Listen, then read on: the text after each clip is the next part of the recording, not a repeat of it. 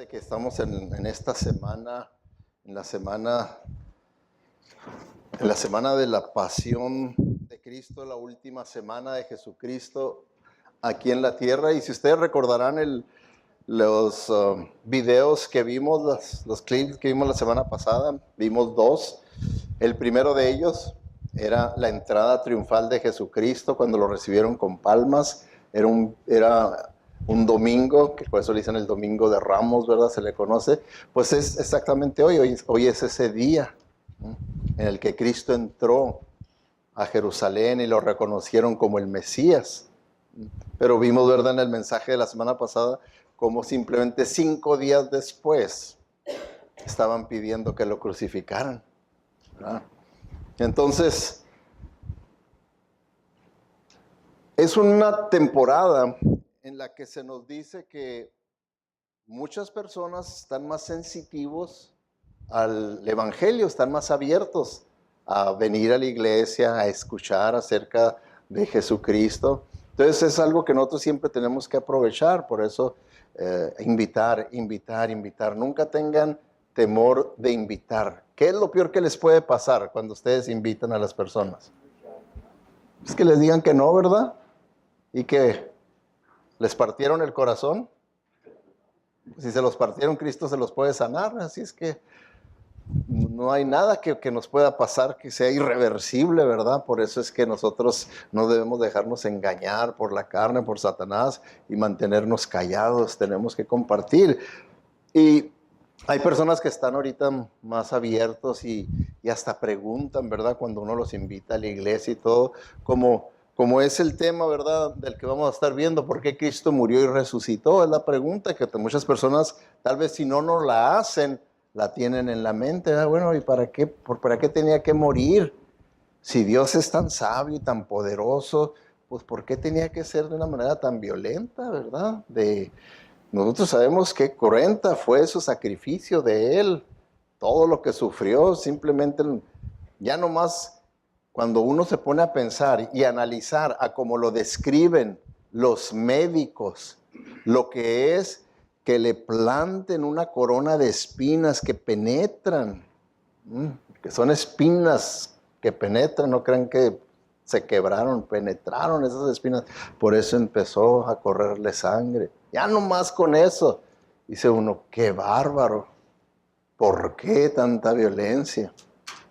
Y eso no fue nada comparado a los sufrimientos que sufrió con el látigo, que casi eran a punto de llevar a una persona a la muerte. Muchos morían ahí, ni tenían ya que crucificarlos porque morían.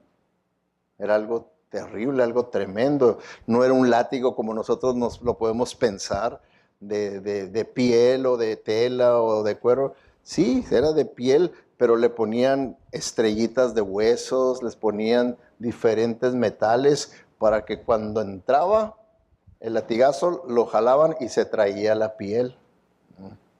Era algo horrible.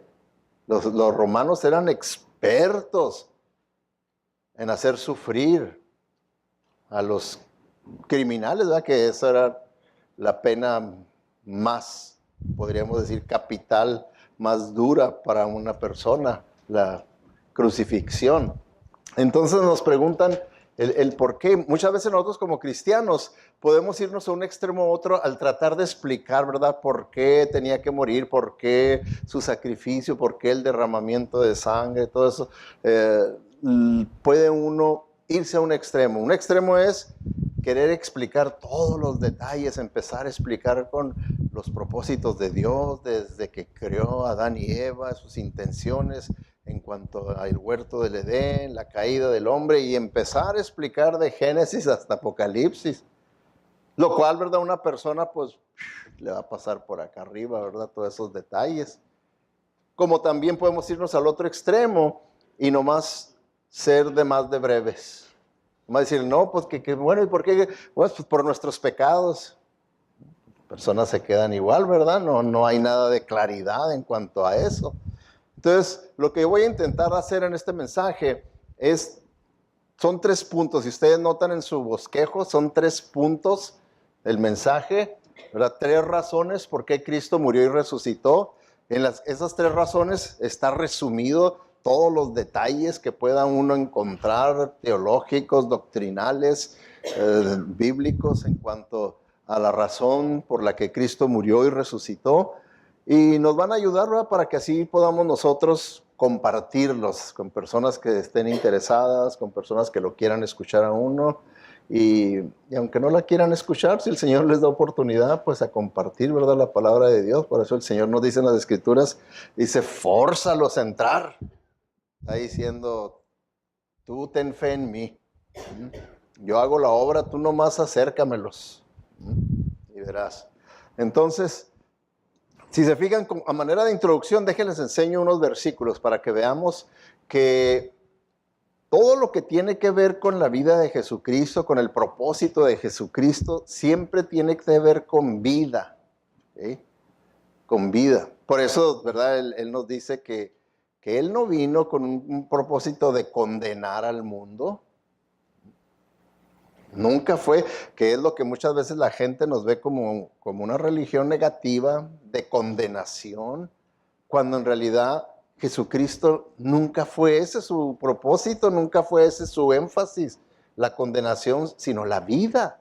Siempre fue acerca de la vida. Por ejemplo, 2 de Timoteo 1:10 dice, y ahora ese extraordinario propósito y gracia de Dios se nos ha dejado en claro por la venida de nuestro Salvador Jesucristo, quien rompió el poder de la muerte a través de su resurrección y nos mostró el camino de la vida eterna a través de confiar en Él. ¿Se fijan? El contraste que está haciendo aquí el apóstol Pablo entre la muerte y la vida. Y el énfasis de Jesucristo es la vida, la vida, la vida. ¿Por qué? ¿Cuál es nuestro peor enemigo que tenemos? La muerte. ¿No es a lo que la mayoría de la gente le teme más? ¿A la muerte? La mayoría de la gente le teme más a la muerte, no importa. Yo visité en una ocasión, años atrás, a una hermanita, tenía 102 años de edad. Estaba en el hospital y uno dice, no, pues ya es una persona de 102 años, pues ya. Y en el hospital, pues empecé a decirle, hermana, yo sé que usted está lista para el encuentro. Y me dijo, hermano, párele.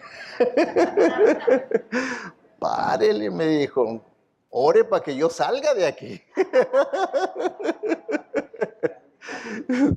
No quería, dije, no queremos morir, ¿verdad? No importa qué edad tengamos. Preferimos la vida, ¿verdad? Y de eso se trata el Jesucristo, ¿verdad? Dice aquí, de que Él rompió el poder de la muerte para que la muerte ya no nos aterrorice, para que la muerte no tenga poder sobre nosotros. Oh, ¿dónde está, oh muerte? Dice, ¿verdad? Ahí en Corintios, tu aguijón. ¿Por qué? Porque en la resurrección Jesucristo le quitó a la muerte el aguijón con lo que hacía daño. Entonces, dice aquí, ¿verdad? Y nos mostró el camino de la vida eterna, al confiar en Él. Entonces, siempre la perspectiva de Jesucristo es la vida, la vida, la vida, la salvación. La salvación siempre es sinónimo, vida con salvación, porque sin el no tener vida es tener muerte eterna, muerte. Por eso es que el pastor David Jeremiah dice, salvarnos a nosotros es la demostración más grande y concreta del amor de Dios, la máxima demostración de su gracia a través del tiempo y la eternidad. ¿Okay? El darnos vida eterna, la más grande demostración de la existencia de Dios, del amor de Dios, de la gracia de Dios, de todos los atributos de Dios. En Juan 10:10 dice Jesucristo, el ladrón solo viene para robar y matar y destruir. Yo he venido para que tengan vida y para que la tengan en abundancia. ¿Se fijan? Entonces, ¿verdad que Él no viene con el negocio de la condenación ni de la muerte? Él viene con el propósito de dar vida. Vida abundante aquí, ¿verdad? Mientras vivimos en este mundo. vida eterna para el otro, pero se trata de vida, de vida.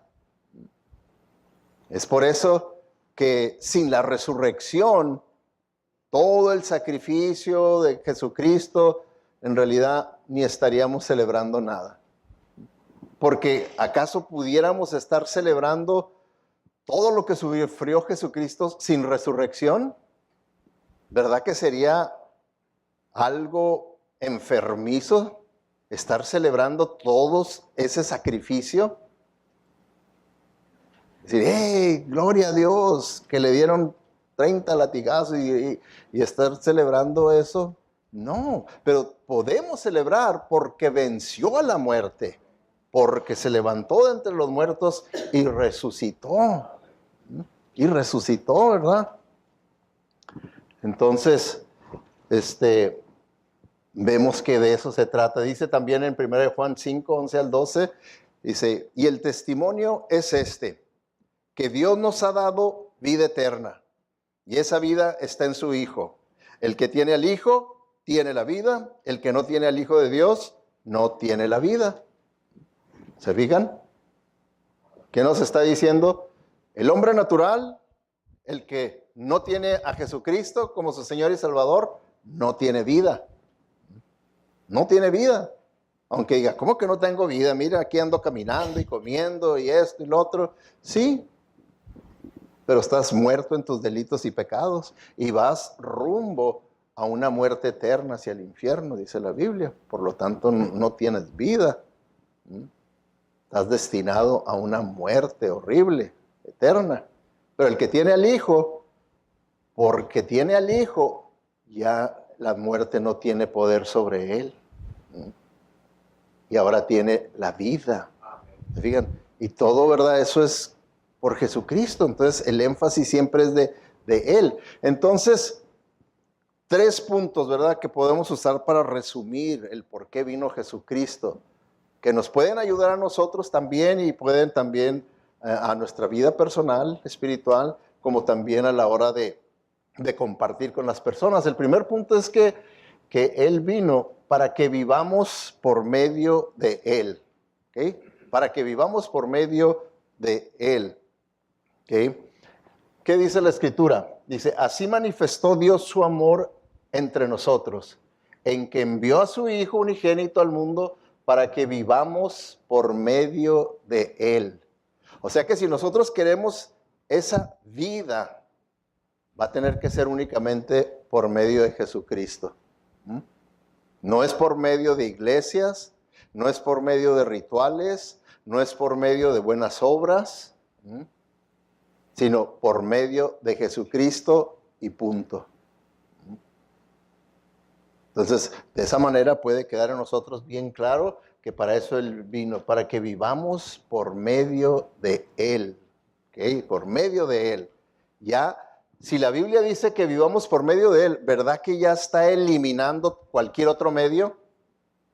Cualquier otro medio que pueda uno pensar queda eliminado por la palabra de Dios, por la revelación de Dios, no por nuestra mente cerrada, como luego nos pueden decir, ay, qué mente tan cerrada de que se cierran y nada más hay un camino.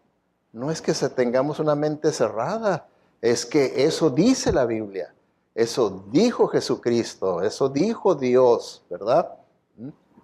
Y dice aquí que es una manifestación del amor de Dios.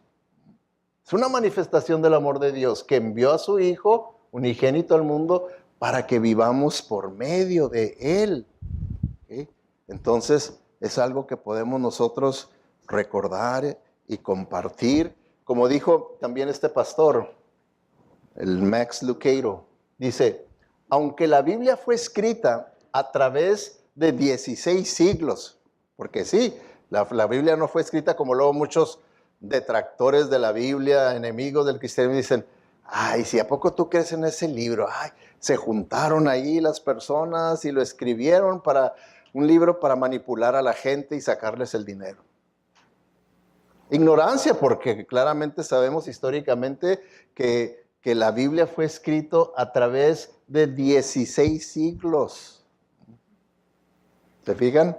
por más o menos 40 autores que no estaban en comunicación con textos o por emails o por teléfono, ¿verdad? Diciendo, hey, ¿y qué vamos a poner aquí en este capítulo? Bueno, hay que ponernos de acuerdo para que verdaderamente pongamos lo mismo todos y entonces así podamos verdaderamente manipularlos y nos vamos a hacer ricos con este librito. No es así. Fíjense, 16 siglos, pero dice, tiene un tema central, que ahí es donde vemos que a pesar de que hubo 40 diferentes autores que escribieron, en realidad detrás de esos 40 había un solo autor, Dios, guiándolos y dirigiéndolos. ¿Por qué? Porque dice, tiene un tema central, la salvación a través de la fe en Cristo.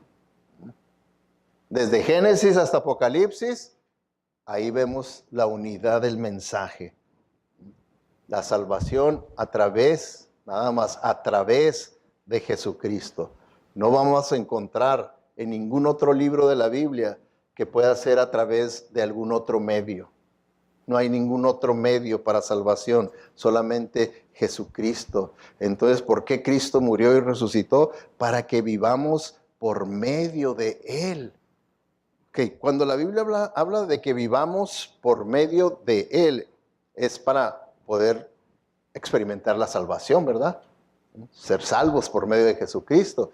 Ahora, cuando habla de ser salvos por medio de Jesucristo, ¿está hablando únicamente de ser salvos del infierno?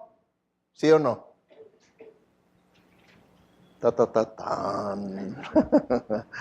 ¿Nomás habla de eso? Sería nuestro gran error si nomás pensamos que Cristo es mi Salvador, nomás como una aseguranza contra el fuego, para no ir al infierno. No, quiere decir que en el momento que Él es mi Salvador ya. Él me quiere dar la victoria sobre el pecado, sobre mi carne, sobre la tentación del mundo, sobre Satanás, sobre sus demonios. Él quiere ser mi Salvador ya, no nomás cuando me muera yo.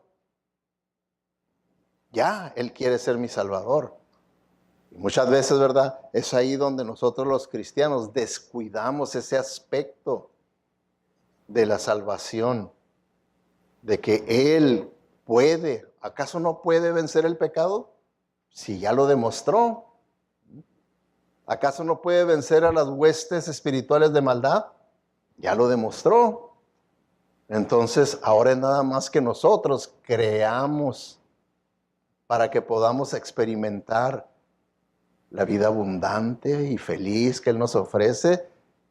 ¿Qué es lo que nos va a robar a nosotros la felicidad, el gozo? El pecado.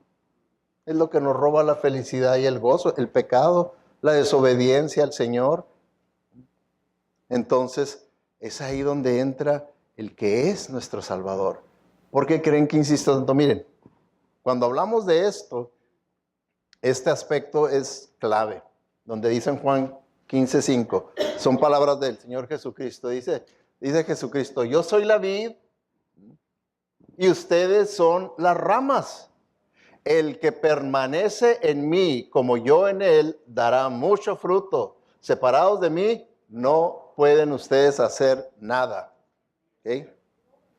Entonces se fijan, si uno quiere experimentar a Jesucristo como Salvador, ahorita aquí en este mundo, Salvador, que sea mi Salvador de las tentaciones que tengo, que sea mi Salvador de las debilidades que tengo, que sea mi Salvador de los ataques de Satanás, que sea mi Salvador, todo lo que nosotros experimentamos en este mundo caído y en este mundo donde, ¿quién es el que gobierna? Satanás. Si queremos nosotros experimentar la salvación, entonces va a tener que ser únicamente a través de Jesucristo. ¿Se fijan? Que no nomás es salvación eterna, sino también es salvación aquí en tiempo. Por eso dice que la única manera en la que vamos a poder experimentar esa salvación es si permanecemos en Él. ¿Por qué creen que insisto tanto en los devocionales? Ahora, un punto muy importante en cuanto a los devocionales. ¿Por qué creen que se llaman devocionales? ¿Saben por qué, hermanos?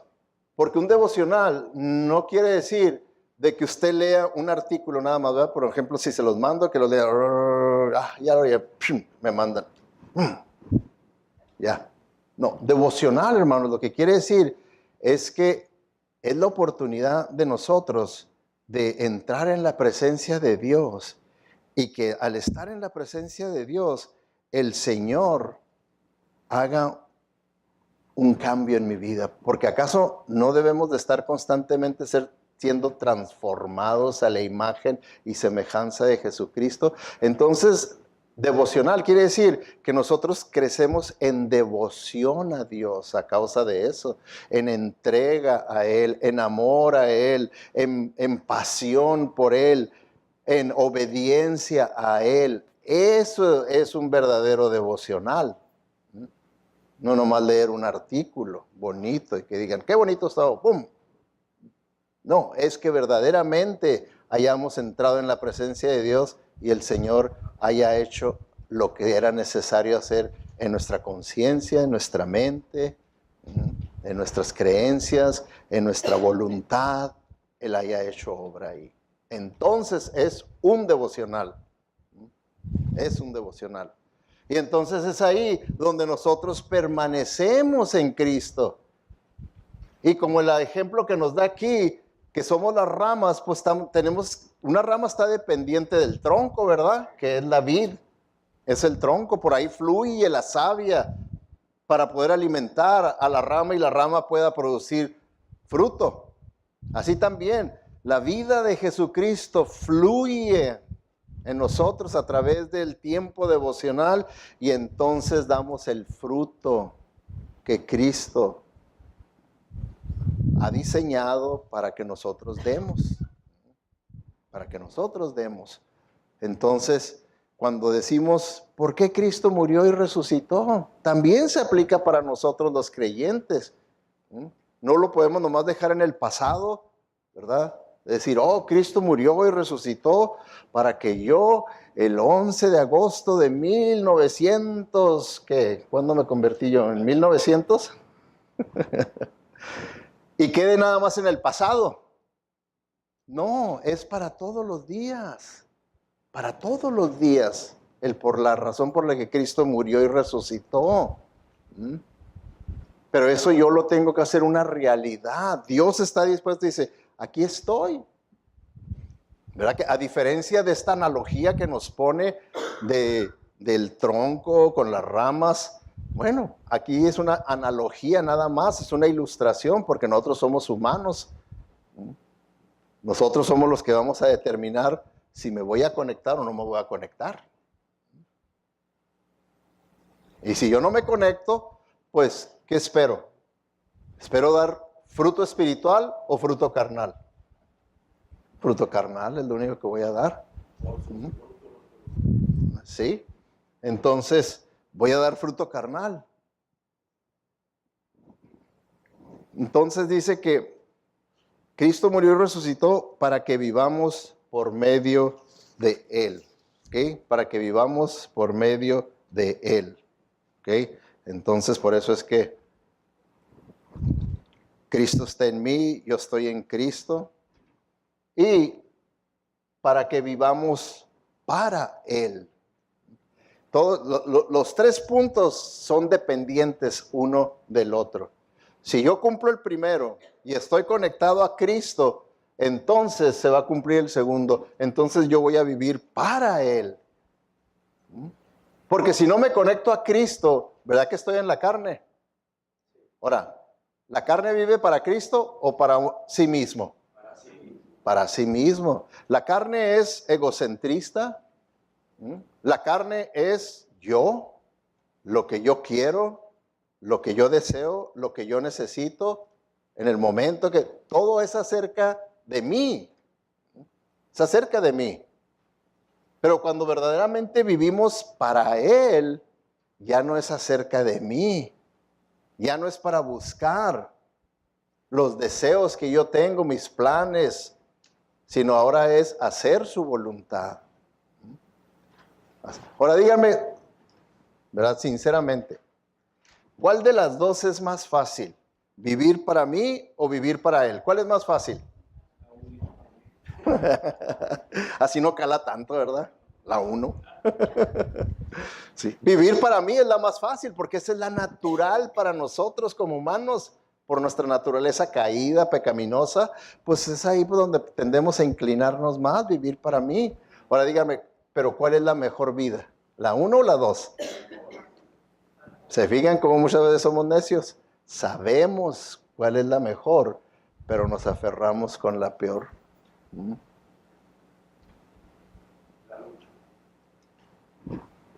¿Se fijan? Para que vivamos para Él. Porque es la mejor vida que podamos vivir. Es la mejor vida. Díganme ustedes, ¿cuál va a ser una mejor vida? ¿Aquí en la tierra o allá en el cielo? ¿Saben por qué? Porque vamos a vivir para Él allá. Entonces podemos empezar aquí a experimentar esa vida. Podemos empezar aquí. Desde ahorita empezar a experimentar la vida eterna. Desde ahorita empezar a experimentar la presencia de Dios en nuestra vida. Fíjense lo que dice la Biblia. 2 Corintios 5:15. Dice, y Él murió por todos, precisamente para eso. Aquí ya nos da la razón a por qué Cristo murió y resucitó. Para que los que recibieron su nueva vida no vivan más para sí mismos, sino que vivan ¿para quién? Para Él, que murió y resucitó por ellos. ¿Se fijan? Aquí claramente en la Biblia nos da respuestas claras y nos dice, ¿verdad?, por qué Cristo murió y resucitó. Para que vivamos ahora para Él. Si nosotros recibimos nuestra nueva vida, esa vida en Cristo, ese perdón de pecados, esa seguridad de salvación que es por gracia, si nosotros la recibimos, dice, es para que ahora vivas para Él. Porque llegaste tú a arrepentirte. ¿De qué nos arrepentimos? De estar viviendo para mí. Ese es el arrepentimiento, de ver que esa vida que yo vivía era una vida sin propósito, una vida vacía, una vida derrotada. ¿Por qué? Porque estaba centrada en mí. Entonces, el engaño de nuestra carne y de Satanás es decir, bueno, ahora yo le entrego mi vida a Cristo, ahora estoy en Cristo, y luego seguir viviendo igual. Para mí. Dice, no, ya no es así. Dice, ahora para que vivan para Él. Se los puse en azul para que vean. Vivan para Él, ya no para ti. Pero muchas veces el hombre en su misma necedad, en su pecaminosidad, dice, yo puedo hacer las dos cosas. Yo puedo vivir para mí y vivir para Él. ¿Eso enseñará Jesucristo? Ya aquí mismo, ya nomás este versículo me está diciendo que no es posible. Ya mismo Jesucristo nos dijo, nadie puede servir a dos señores. O vas a tener uno o vas a tener a otro. O tú vas a ser tu propio Señor o Cristo va a ser tu Señor. Pero nadie puede servir a dos señores. Y así hay tantos pasajes bíblicos donde nos hace ver que es una o la otra. El que quiera seguir en pos de mí, dice, el que quiera seguirme, niéguese a sí mismo.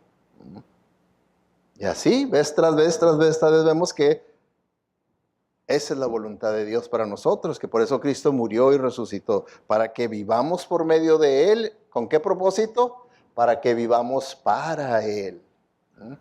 Para Él, no para nosotros. Fíjense lo que dice este escritor de apellido Falcón. Muy bonito pensamiento. Cada día es una nueva oportunidad de ser Jesucristo para el mundo. ¿Por qué? Porque vea que nosotros lo representamos a Él. ¿Es usted cristiano? Entonces acepte esa responsabilidad de representar a Cristo aquí en la tierra. No de que usted sea un Cristo en pequeño, no. Representa a Cristo aquí en la tierra. Es un embajador que representa a Jesucristo. Es un gran privilegio y una gran responsabilidad. Pero, ¿se fijan? Dice, cada día es una nueva oportunidad de ser Jesucristo para el mundo. Este mundo que está perdido, nosotros podemos ser. Pero si yo vivo para mí, ¿voy a poder hacer esto?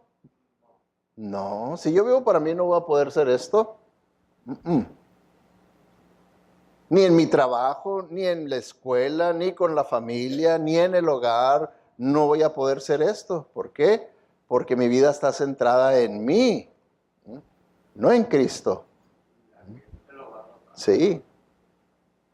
Y va a afectar, cuando pasa eso, afecta en todos los lugares. Afecta el hogar, afecta a la iglesia, afecta la sociedad, afecta todo.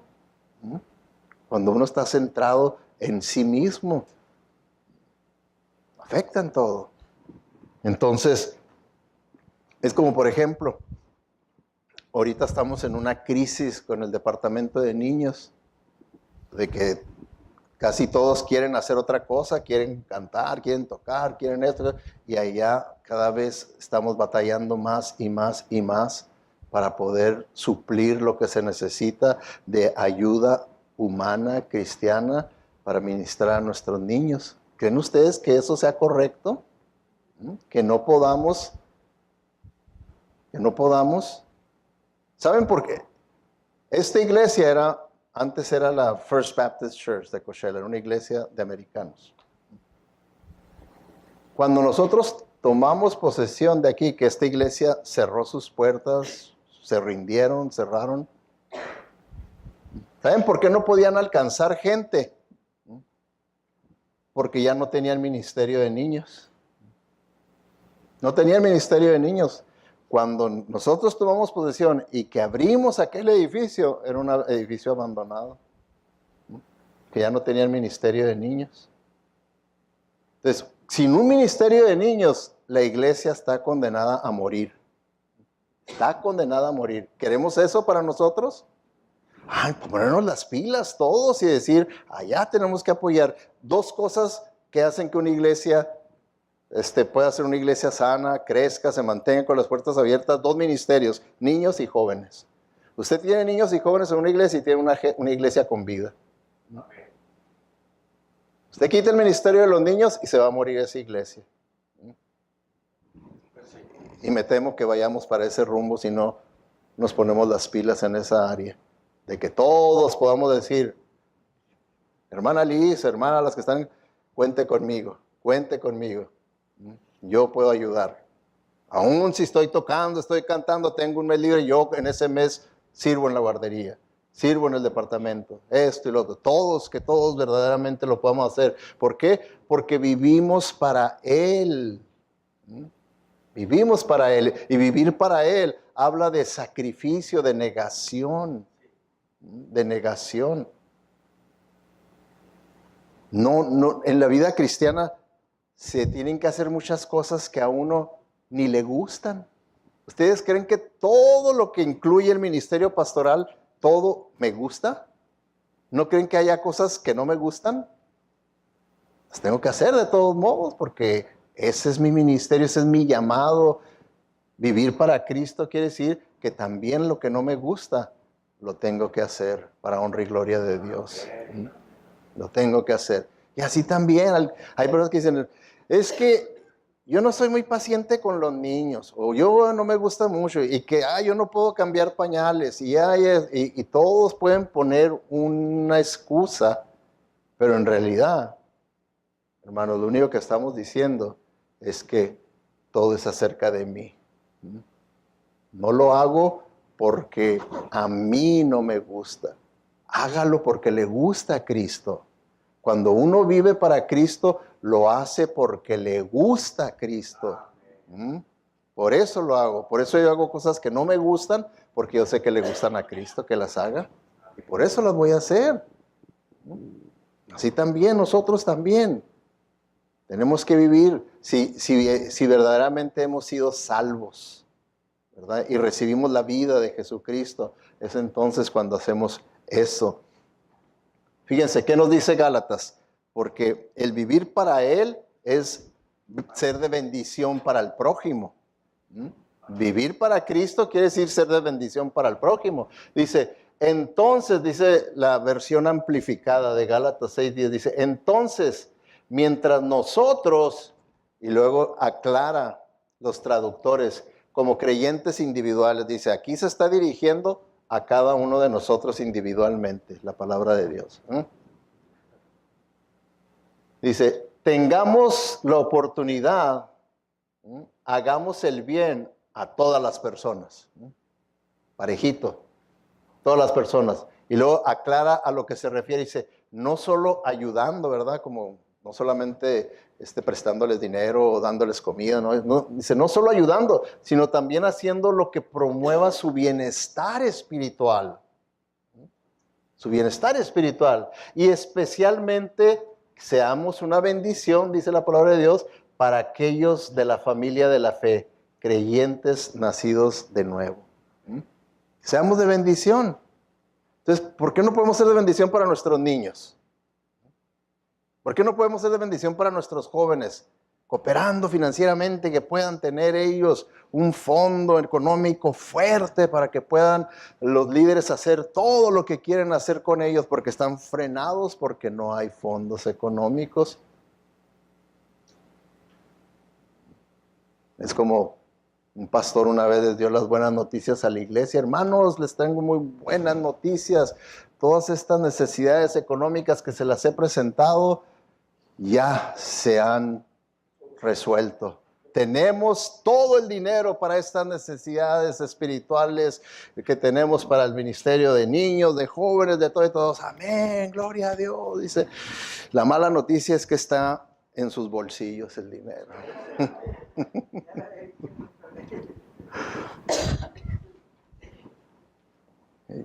Entonces, vemos aquí, ¿verdad? ¿Por qué Cristo murió y resucitó?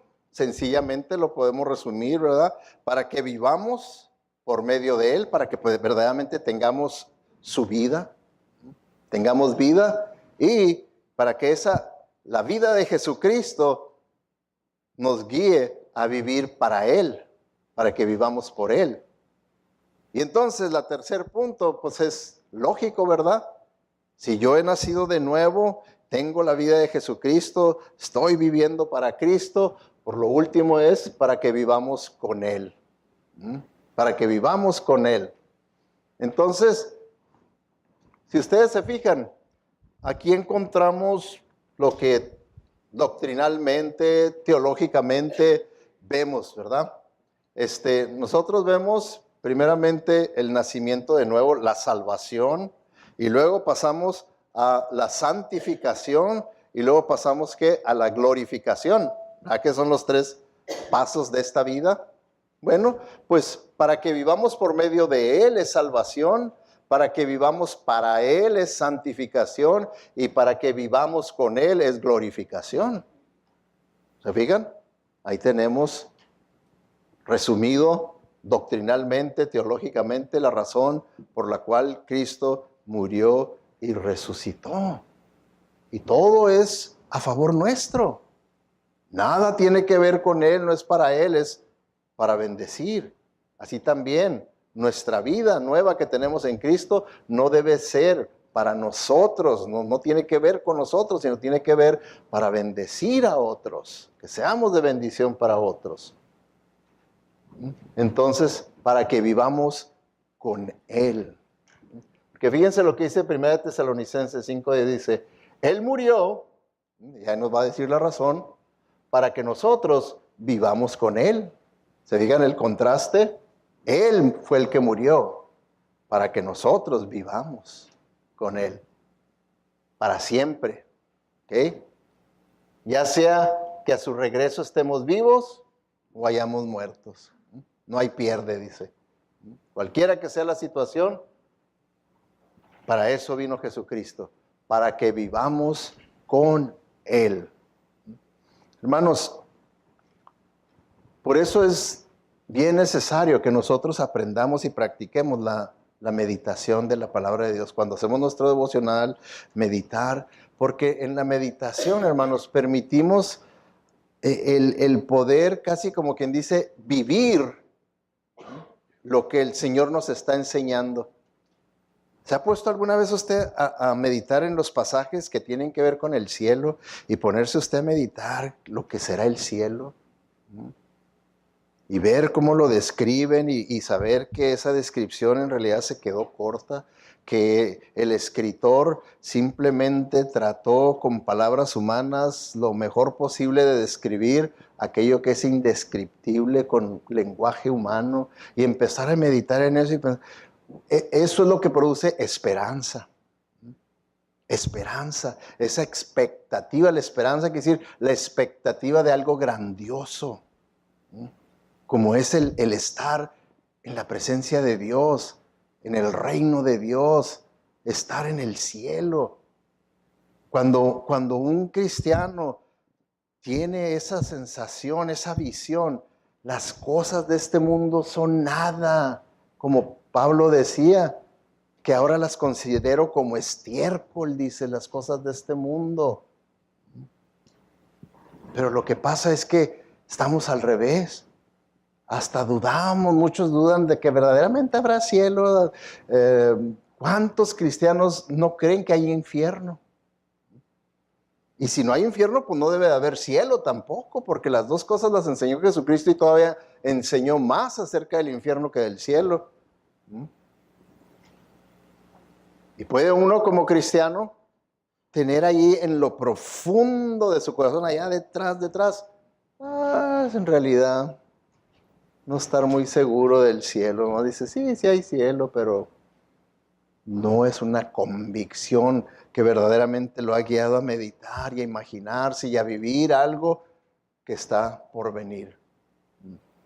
Entonces, cuando uno lo medita y permita que el Espíritu Santo lo impacte con su palabra, con la revelación de Dios, entonces es cuando se produce esa esperanza. Y la esperanza es, como dice las Escrituras, que espera uno con expectativa ese momento, cuando esté uno en ese momento de glorificación, cuando yo sea transformado en un abrir de ojos y yo pueda estar en su presencia con una naturaleza nueva, con un cuerpo nuevo, similar al de Jesucristo en su resurrección. Entonces, esos son los propósitos de Dios por el cual Cristo murió y resucitó, para que vivamos por medio de Él, únicamente por Él, no hay ningún otro medio, para que vivamos para Él, y esa es la verdadera vida abundante y feliz, cuando vivimos para Él y no para nosotros, y para que vivamos con Él. ¿Se fijan? Los 3 pasos de esta vida. Los 3 pasos de esta vida, para que vivamos con Él. ¿Se ha puesto usted a pensar qué será no vivir con Cristo en la eternidad? ¿Se ha puesto a pensar lo que es eso? Es algo horrible, es algo terrible. Por eso la Escritura dice que lo horrible del infierno es eso, que la presencia de Cristo, de Dios, del Espíritu Santo, no se va a encontrar ahí para nada, para nada. Por eso dice la Biblia, nos advierte, buscar a Dios mientras pueda ser hallado, que es ahorita, porque después, cero.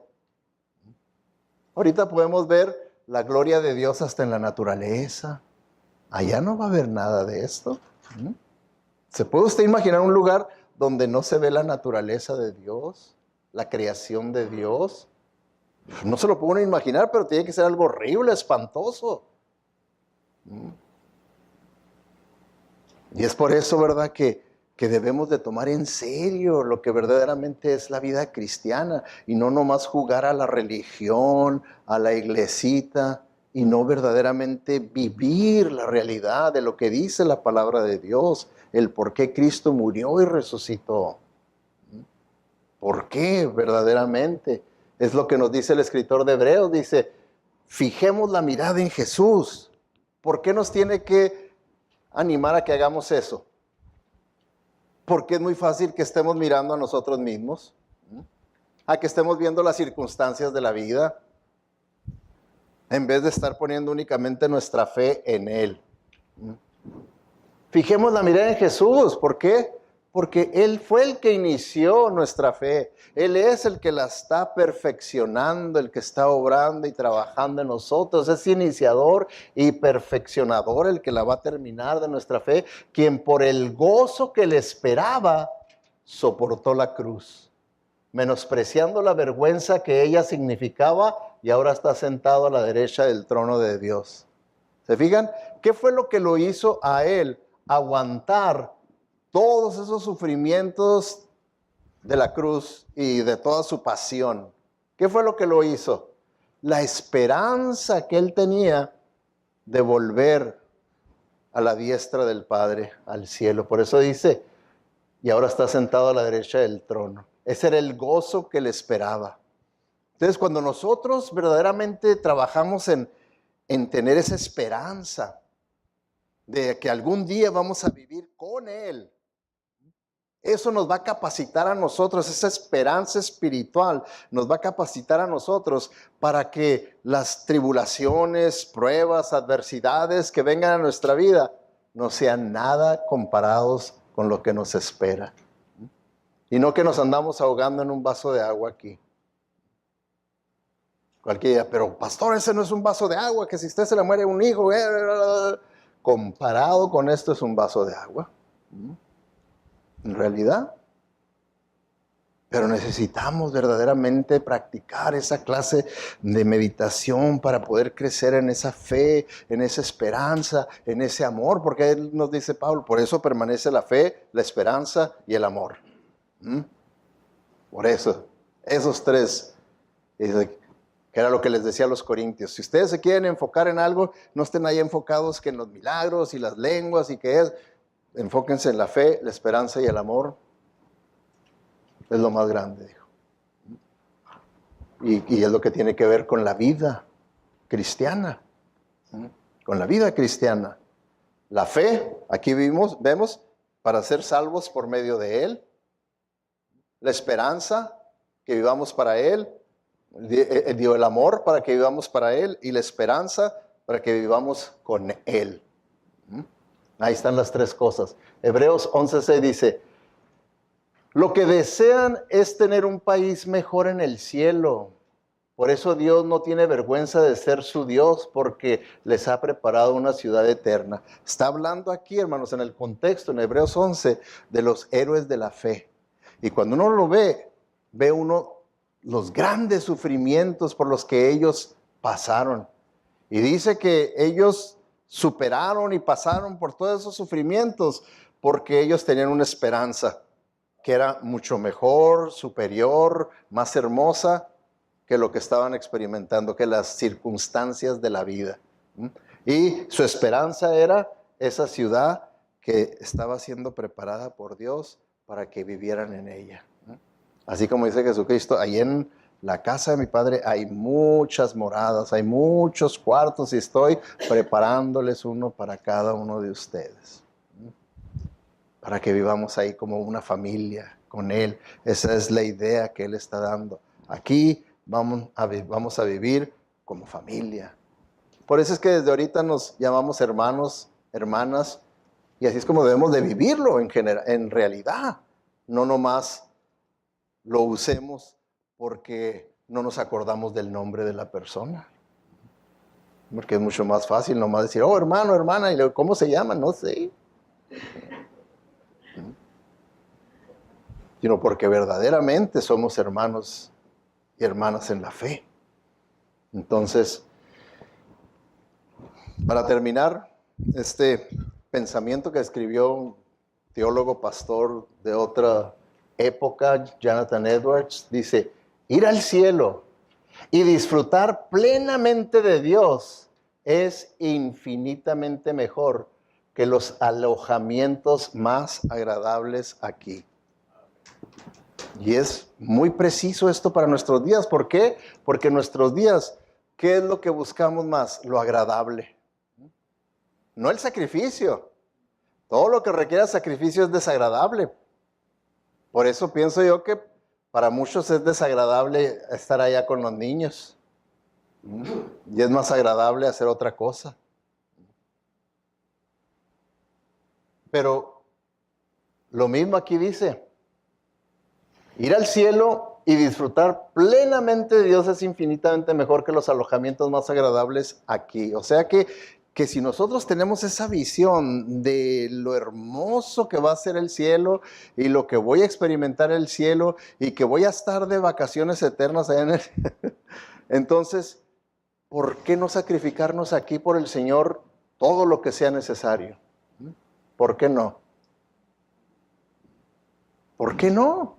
Es lo que yo digo. ¿Por qué no vivir para Cristo aquí en la tierra? ¿De qué me estoy guardando? ¿De qué me estoy guardando? Cuando en realidad todo lo que le dé a Cristo, ¿qué dice la Biblia? Todo lo que siembras, eso es lo que vas a cosechar.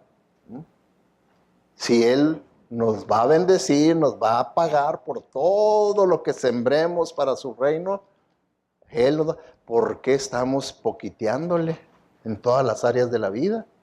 ¿Por qué? ¿Será porque tenemos mucha fe o será por falta de fe, una fe débil?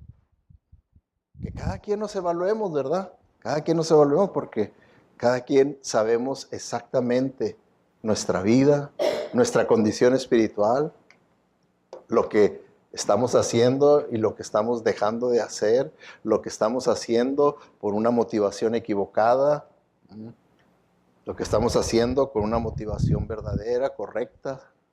Cada uno sabemos todos esos detalles. Y es por eso que cada uno vamos a dar cuenta a Dios, cada uno.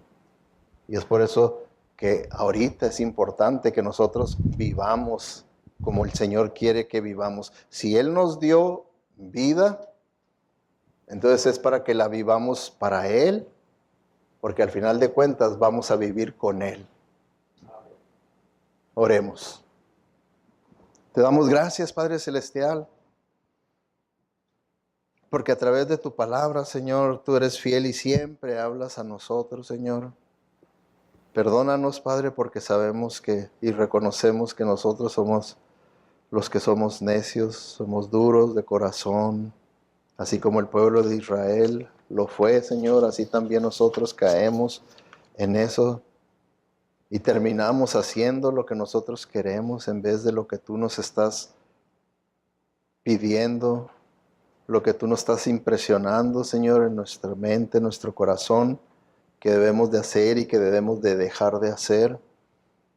Señor, quebranta nuestro corazón, quebranta nuestra voluntad para que nos sometamos a ti únicamente, Señor, y podamos ser la iglesia que tú quieres que seamos, una iglesia que muestra tu vida a través de nuestras vidas, viviendo para ti, no para nosotros, y con esa gran esperanza de que viviremos contigo, Señor, y eso nos fortalece a tal grado que la adversidad no es nada comparado con la gloria venidera.